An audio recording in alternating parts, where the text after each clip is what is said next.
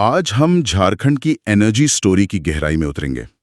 हमारे पास जो स्रोत हैं वे एक बहुत ही दिलचस्प कहानी बताते हैं। एक तरफ वो झारखंड है जिसे हम भारत की कोयला राजधानी के तौर पर जानते हैं, और दूसरी तरफ वही झारखंड सूरज की रोशनी से भरपूर एक पोटेंशियल सोलर पावर हाउस भी है। बिल्कुल।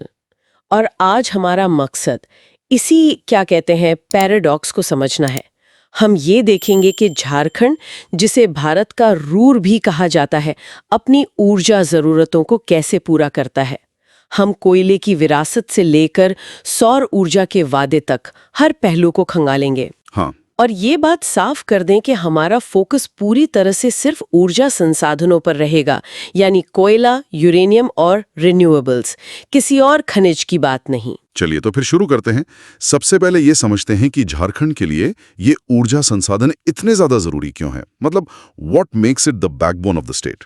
देखिए, भारत के कुल खनिज संसाधनों का लगभग 40% हिस्सा अकेले झारखंड में है। 40%? जी, तो जाहिर है यहाँ की पूरी अर्थव्यवस्था खनिजों और उन पर आधारित उद्योगों के ही इर्द गिर्द घूमती है। अब आप सोचिए, उन खनिजों को जमीन से निकालने के लिए और फिर उन्हें स्टील या एल्यूमिनियम जैसी चीजों में बदलने वाले कारखानों को चलाने के लिए क्या चाहिए? ऊर्जा। बिना रिलायबल एनर्जी के ना तो माइनिंग हो सकती है और ना ही इंडस्ट्री चल सकती है।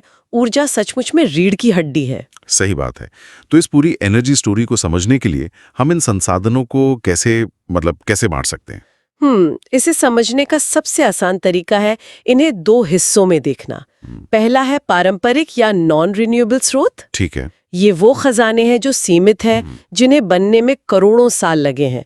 इसमें कोयला और यूरेनियम जैसे आणविक खनिज आते हैं। आज की तारीख में झारखंड की पूरी एनर्जी सिस्टम इन्हीं पर टिकी हुई है। और दूसरा हिस्सा, जो शायद भविष्य की कहानी लिखेगा, वो है नवीकरणीय या रिन्यूएबल स्रोत। इसमें पानी से बनने वाली बिजली यानी जल विद्युत, सौर ऊर्जा और गांवों में इस्तेमाल होने वाली जैव ऊर्जा शामिल है। ये स्रोत कभी खत्म नहीं होते और सबसे बड़ी बात, ये पर्यावरण के लिए कहीं ज्यादा बेहतर हैं। झारखंड की कहानी आप कह सकते हैं इन दोनों के बीच के संतुलन की ही कहानी है। ठीक है, तो कहानी की शुरुआत पारंपरिक हीरो यानी कोयले से करते हैं। स्रोतों के मुताबिक झारखंड और कोयला ये तो एक दूसरे के पर्याय जैसे लगते हैं। पर्याय से भी बढ़कर यहाँ कुछ ऐसे फैक्ट्स हैं जो झारखंड को पूरे भारत में यूनिक बनाते हैं। सबसे पहला और सबसे महत्वपूर्ण, झारखंड भारत का एकमात्र राज्य है जहां प्राइम कोकिंग कोल मिलता है। एक मिनट, ये प्राइम कोकिंग कोल क्या चीज है और ये इतना खास क्यों है? ये कोयले का एक हाई ग्रेड वर्जन है जिसे बहुत ज्यादा तापमान पर जलाने पर भी ये राख नहीं बनता, बल्कि एक ठोस पिंड में बदल जाता है। अच्छा, और इसका इस्तेमाल स्टील बनाने वाली विशाल धमन भट्टियों मतलब ब्लास्ट फर्नेसेस में होता है। तो ये कहना गलत नहीं होगा कि झारखंड के इस खास कोयले के बिना शायद जमशेदपुर और बोकारो जैसे स्टील शहर बनते ही नहीं। वाह, ये तो एक पावरफुल इंसाइट है। मतलब भारत की इंडस्ट्रियल हिस्ट्री की नींव में झारखंड का ये कोयला है, और भंडार और उत्पादन के मामले में हम कहाँ खड़े हैं, इसमें एक दिलचस्प बात दिख रही है। हाँ, और ये एक क्लासिक एग्जाम क्वेश्चन भी है। कोयले के भंडार यानी रिजर्व्स के मामले में झारखंड देश में पहले नंबर पर है, लेकिन जब उत्पादन की बात आती है, प्रोडक्शन की, तो हम ओडिशा और छत्तीसगढ़ के बाद तीसरे नंबर पर है। भंडार में नंबर 1 पर उत्पादन में तीसरे। ऐसा क्यों है? क्या यहाँ कोयला निकालना ज्यादा मुश्किल है या कोई पॉलिसी की रुकावट है? इसके कई कारण हैं। कुछ क्षेत्रों में कोयला ज्यादा गहराई में है, जिससे खनन की लागत बढ़ जाती है। कुछ जगहों पर आप जानते ही हैं, भूमि अधिग्रहण और पर्यावरण क्लियरेंस की प्रक्रियाएं जटिल होती हैं। और एक और दिलचस्प बात है, झरिया के एक बड़ा हिस्सा जमीन के नीचे लगी आग की वजह से प्रभावित है। इन सब वजहों से भंडार होते हुए भी उत्पादन की रफ्तार वैसी नहीं है। और ये कोयला मिलता कहाँ है? आपने गोंडवाना क्रम की चट्टानों का जिक्र किया, इसे आसान भाषा में कैसे समझें? जरूर, इसे ऐसे समझिए कि ये धरती की वो बहुत पुरानी परतें हैं जहां करोड़ों साल पहले के घने जंगल जमीन में दब गए, फिर लाखों सालों तक जमीन के अंदर हाई प्रेशर और हाई टेम्परेचर की वजह से वो लकड़ी बेहतरीन कोयले में बदल गई। अच्छा, यही गोंडवाना काल की चट्टानें हैं, और क्योंकि ये प्राचीन जंगलों से बना है, इसीलिए ये कोयला इतनी अच्छी क्वालिटी का है। कमाल है। तो झारखंड में कोयले का सारा खेल कहाँ केंद्रित है? कोयले का सारा खेल दामोदर नदी के आसपास केंद्रित है। आप दामोदर घाटी को कोयले की गंगा समझ सकते हैं। कोयले की गंगा, वाह। झरिया, बोकारो, रामगढ़, करणपुरा, सारे बड़े नाम इसी घाटी में हैं। इनमें भी झरिया सबसे बड़ा खिलाड़ी है, भंडार और उत्पादन दोनों में। इसीलिए धनबाद झरिया को भारत की कोयला राजधानी भी कहते हैं।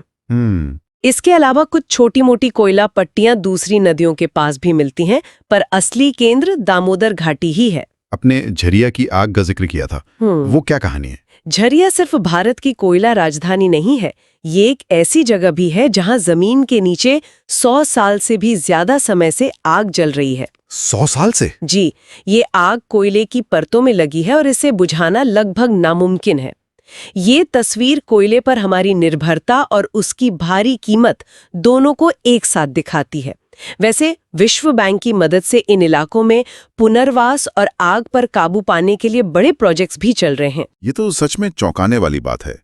कोयले की इस कहानी का एक दूसरा पहलू भी है, इसका पर्यावरण पर असर। शायद इसीलिए अब एक दूसरे ज्यादा साफ सुथरे ऊर्जा स्रोत की तरफ भी देखा जा रहा है, जो झारखंड के पास छिपा है। मैं यूरेनियम की बात कर रहा हूँ। बिल्कुल सही पकड़ा आपने। कोयले के बाद झारखंड का दूसरा तुरुप का इक्का है यूरेनियम, और यहाँ भी झारखंड का लगभग एकाधिकार है। भारत के यूरेनियम उत्पादन का करीब 100% यहीं से आता है। पूरा का पूरा? लगभग पूरा।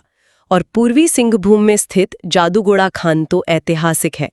ये 1967 में शुरू हुई भारत की पहली यूरेनियम खान है। तो जादूगोड़ा के अलावा और कौन से मुख्य इलाके हैं? जादूगोड़ा के पास ही तुरामडीर, नरवा पहाड़ और भटीन जैसी दूसरी महत्वपूर्ण खानें भी हैं। इन सभी को भारत सरकार की company uranium corporation of India limited यानी यूसीआईएल चलाती है। ये यूरेनियम हमारे परमाणु बिजली घरों के लिए ईंधन का काम करता है, जो बिना कार्बन उत्सर्जन के बिजली पैदा करते हैं। यूरेनियम के अलावा क्या और भी ऐसे रणनीतिक खनिज हैं? हाँ, थोरियम के भंडार भी रांची, पठार और धनबाद में मिलते हैं, जिसे भविष्य का परमाणु ईंधन माना जाता है। और एक और मजेदार खनिज है इल्मेनाइट। इल्मेनाइट? जी, ये रांची और कोडरमा में मिलता है और इससे टाइटेनियम बनता है।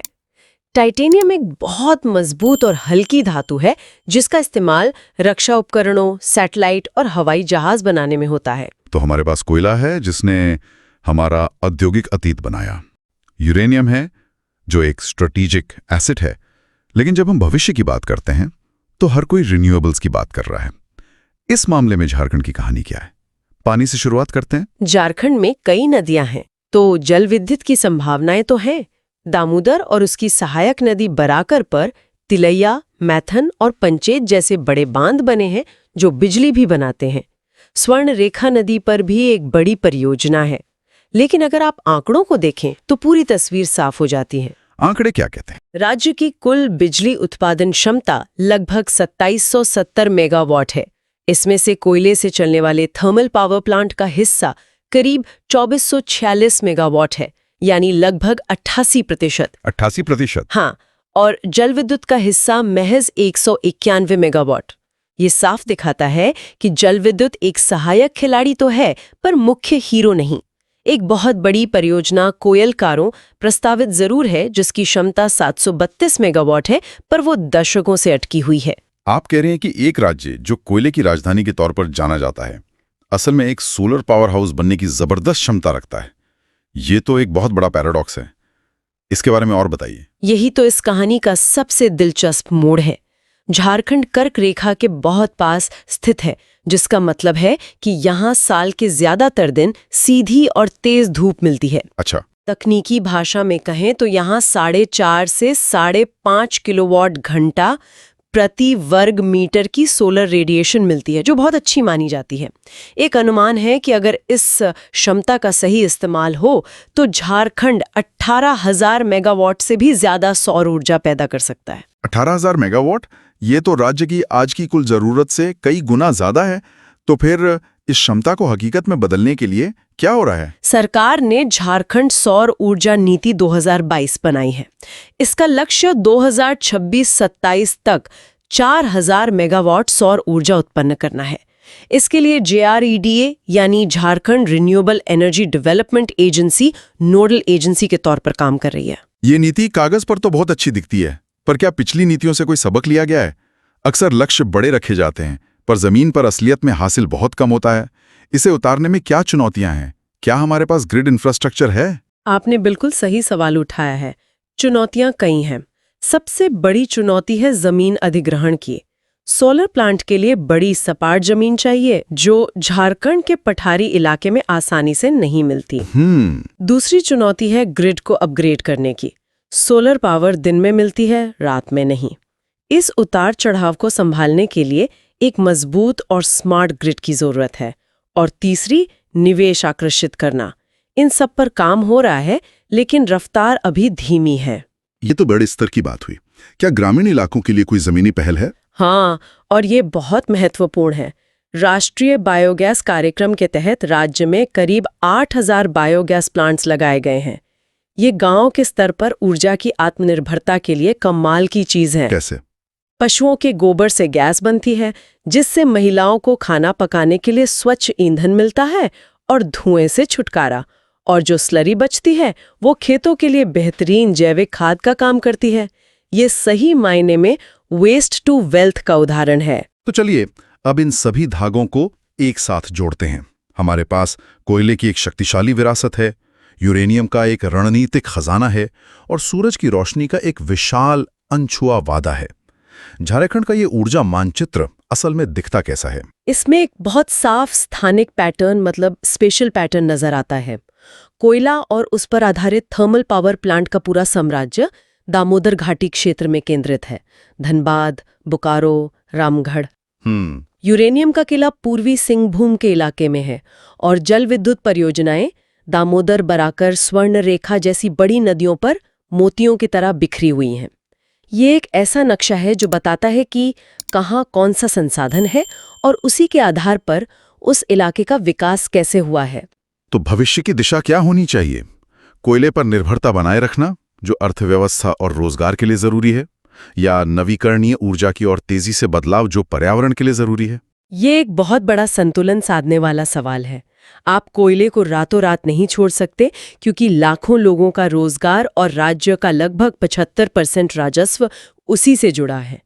लेकिन आप कोयले के पर्यावरणीय प्रभाव को भी नजरअंदाज नहीं कर सकते। इसलिए भविष्य इन दोनों के एक स्मार्ट और सोचे समझे मेल में है। इसे मैनेज्ड ट्रांजिशन कहते हैं। मैनेज्ड ट्रांजिशन, जी। यानी कोयले से होने वाली कमाई का एक हिस्सा धीरे धीरे ग्रीन एनर्जी के इंफ्रास्ट्रक्चर को बनाने में लगाना। बहुत बढ़िया। अब अंत में अगर किसी को परीक्षा के लिए इन सब बातों का निचोड़ चाहिए हो, तो वो की टेकअवेज क्या होंगे? चलिए एक एग्जाम बूस्टर राउंड करते हैं। जरूर। अगर हम इसे परीक्षा के नजरिए से देखें तो ये 4-5 बातें बिल्कुल नहीं भूलनी चाहिए। तथ्य 1, कोयला भंडार में झारखंड का स्थान पहला, उत्पादन में तीसरा। पहला और तीसरा, ठीक है। तथ्य 2, प्राइम कोकिंग कोल का 100% उत्पादन करने वाला एकमात्र राज्य झारखंड। तथ्य 3, भारत की पहली यूरेनियम खान जादूगोड़ा, साल था 1967, पूर्वी सिंहभूम में। जादूगोड़ा 1967। और तथ्य 4, राज्य की कुल बिजली में सबसे बड़ा हिस्सा किसका है? थर्मल पावर का, जो कोयले पर आधारित है, लगभग 88%। और अगर मानचित्र आधारित प्रश्नों की बात करें तो कौन से हॉटस्पॉट्स होंगे? मानचित्र पर झारिया और बोकारो, ये हो गए कोयला क्षेत्र। जादूगोड़ा, यूरेनियम खान और तिलैया तथा मैथन बांध, जो जल विद्युत केंद्र हैं, इनको पहचानना बहुत जरूरी है। ये झारखंड की ऊर्जा कहानी के सबसे महत्वपूर्ण लैंडमार्क्स हैं। ये एक शानदार और असरदार पुनरीक्षण था। आज हमने देखा कि झारखंड की ऊर्जा कहानी कितनी परतों वाली है। एक कहानी जो ब्लैक डायमंड यानी कोयले से लिखी गई, लेकिन जिसका अगला अध्याय शायद सूरज की रोशनी से लिखा जाएगा। अंत में श्रोताओं के लिए एक विचारणीय प्रश्न छोड़ते हैं।